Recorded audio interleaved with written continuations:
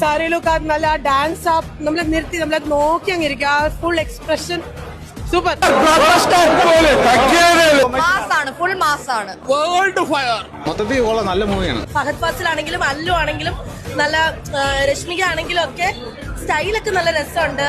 അടിപൊളി നല്ല എക്സ്പീരിയൻസ് ആയിരുന്നു. മരണമാസം എല്ലാവർക്കും ഇഷ്ടപ്പെടും.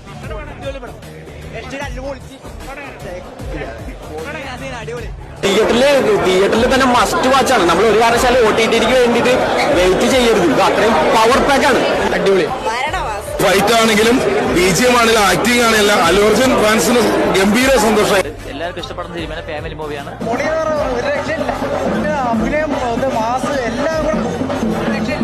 അല്ലു അർജുന്റെ പെർഫോമൻസ് സൂപ്പർ ആയിട്ടുണ്ട്. ഫൈറ്റ്, ആക്ഷൻ, സോങ്സ് എല്ലാം കൂടെ പടം ഗംഭീരമായിട്ടുണ്ട്. സൂപ്പർ ആയിട്ടുണ്ട്. Super hit.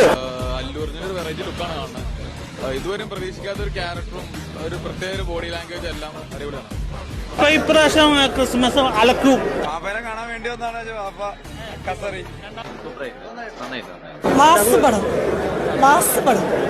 നല്ല അടിപൊളി പാടാണ്. ഫസ്റ്റ് പാർട്ട് നിങ്ങൾക്ക് ഇഷ്ടമായിട്ടുണ്ടെങ്കിൽ തീർച്ചയായിട്ടും സെക്കൻഡ് പാർട്ട് ഇഷ്ടമാവും. ഫസ്റ്റ് പാർട്ടിന്റെ അതേ വൈബ് തന്നെയാണ് എനിക്ക് ഇതിൽ കിട്ടിയത്. ഇതിന് ഒരു എനർജി ഉണ്ട് ഈ പടത്തിന്റെ.